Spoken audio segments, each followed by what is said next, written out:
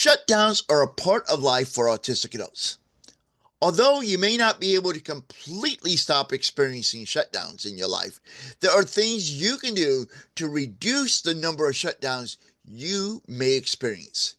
In this video, I'm going to share with you 11 strategies you can use to prevent shutdowns in your life as an autistic adult. Let's get started.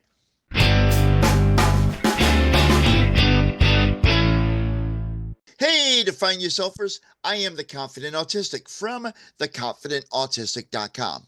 If this is your first time watching a video of mine, welcome. I truly appreciate you checking out this video, and I hope you take some time to look around and see all the other great videos I have on the channel related to autism. I'm an autistic adult, late diagnosed, a multi-certified life coach, and an advocate for autistic adults who is on a mission to empower you to embrace autism confidently. You can show your support for my mission by liking, sharing, and commenting on this video, or by subscribing to this channel. And when you subscribe, do not forget to click the notification bell to receive notifications when a new video is posted and when I go live with my weekly Q&A session, Ask the Confident Autistic live stream. Now, a shutdown is a coping mechanism that occurs when you and I, autistic adults like us, are overwhelmed by sensory, emotional, or cognitive input. And a shutdown occurs to protect us from further stress and stimulation. Autistic shutdowns in adults are caused by sensory overload, overwhelming social situations, stress, and anxiety. Now, if you want to have a deeper dive into the causes of shutdowns, what to do during a shutdown, how our allies can help us during a shutdown, and more, watch my video, Autistic Shutdowns. What are they? What do they look like? How do you recover from them? A link to that video is in this video description, as well as in the upper right-hand corner on most viewing apps. Now let's get into the 11 steps you can take to avoid shutdowns. Remember, you're not going to avoid them all, but at least minimize the frequency of them. First thing that you can do to try to minimize the number of shutdowns you experience is to know your triggers. Because if the goal is to prevent shutdowns, you need to start by identifying early signs of sensory overload or stress by identifying situations, environments, or sensory stimuli that commonly lead you into a shutdown.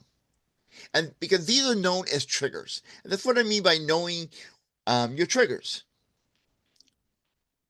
And so when an autistic adult like you and me knows our triggers, we can determine which triggers we can be managing and coping with and preparing for by developing strategies to manage reactions to those triggers, and which triggers we really need to avoid because we're not able to manage them. And if that's the case, it's okay. No judgment here.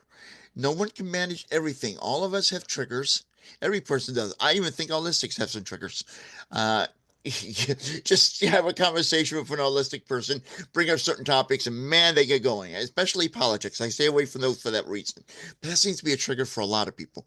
But we all have triggers, and we all have some that we can manage, some that we can react to, some that we can cope with and adjust to. And then there's some triggers that, oh, don't even get me started on that. I can't handle that at all. And that's okay. Once you know what those are, you know which ones you really need to try to avoid. The second thing we need to do, if we are serious about minimizing the number of shutdowns we experience, is to set boundaries.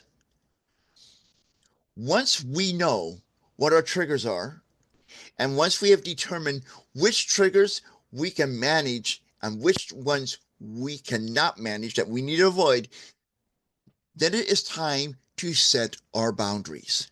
Now, boundaries are very important because a boundary is based upon what we will and will not accept in life. This is a very important thing every person should do, is to set boundaries so they know we have some structure in our lives. We know exactly what we will and will not handle, and what we can and cannot handle, so we can have our needs met.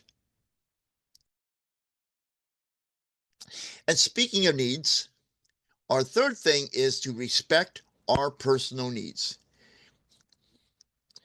Now, we know our boundaries will help define our personal needs. We talked about that a moment ago.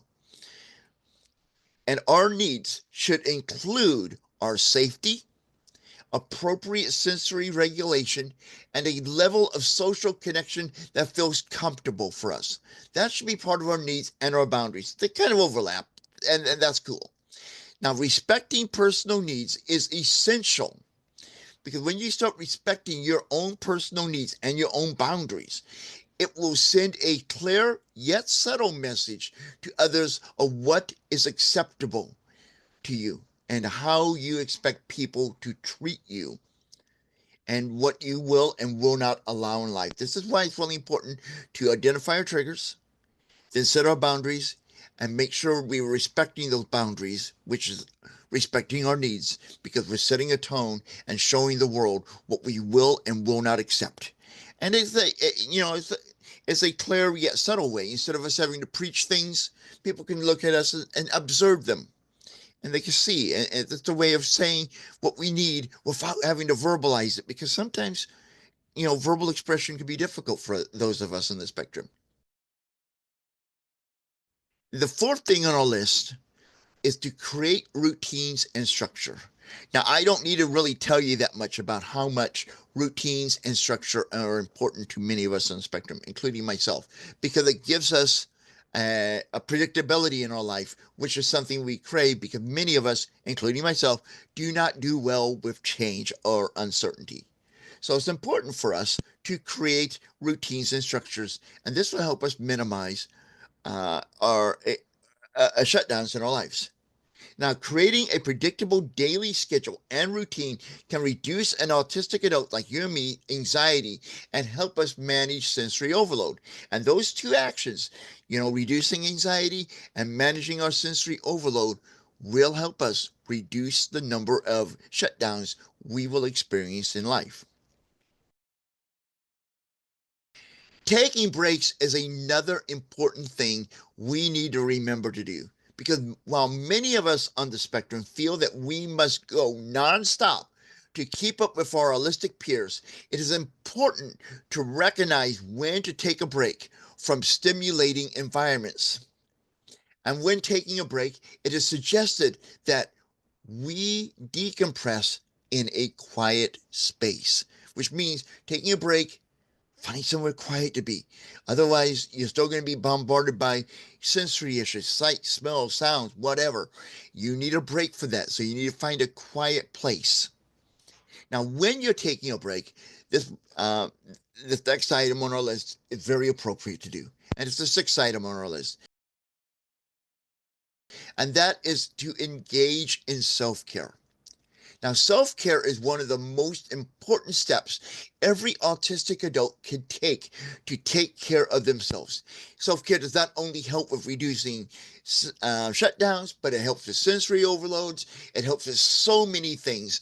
I could do a whole video, and I probably will in time, on the benefits of self care for autistic adults. Now, engaging in self care means engaging in activities that promote relaxation and self regulation.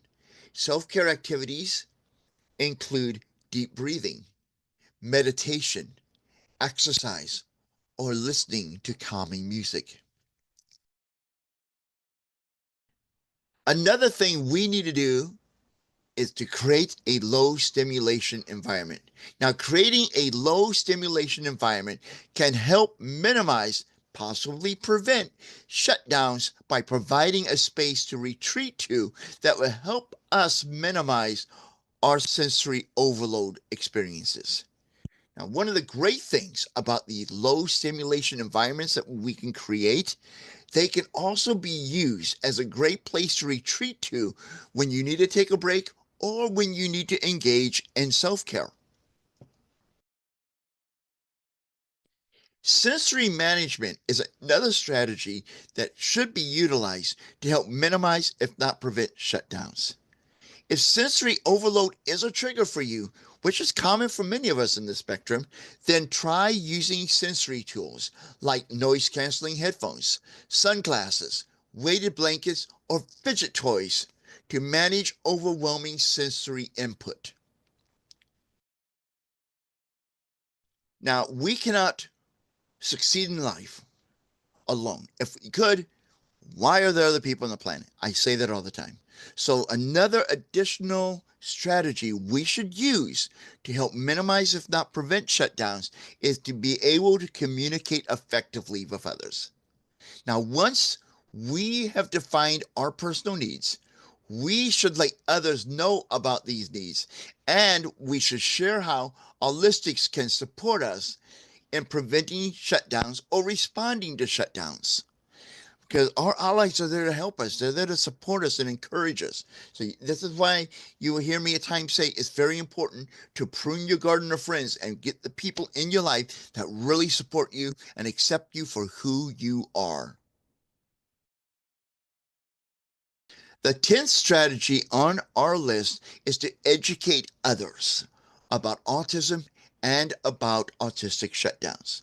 So when you are communicating your needs to others, as an autistic adult, you may need to educate your friends, family, and colleagues about autism and shutdowns.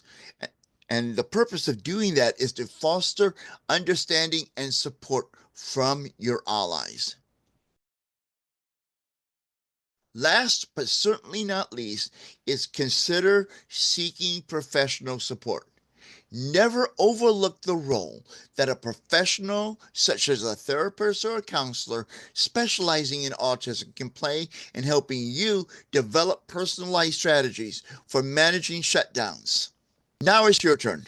Share your strategies on what you do to minimize or prevent shutdowns in your life, or anything else you'd like to share in the comments on this video. Now, I may not be able to respond to each and every one of them, but rest assured, I do read every comment posted here, as well as in our Facebook group, Autistic Adults Embracing Autism. A link to that group, as well as directions on how you can get a free resource of affirmations for autistic adults from my website is in the video description. Just scroll through the description and look for the section called resource links, and you'll find all that information there. So until next time, this is Chris Mitchell, aka the Confident Autistic, reminding you that now is the time for you to embrace autism confidently. Join me live Thursday nights for the Confident Autistic Live, where I answer your questions, we discuss this week's videos, offer support, and more. The fun starts Thursday at 7 p.m. Central Time in the US of A. Be sure to click the bell when you subscribe to the channel to be notified when the party begins.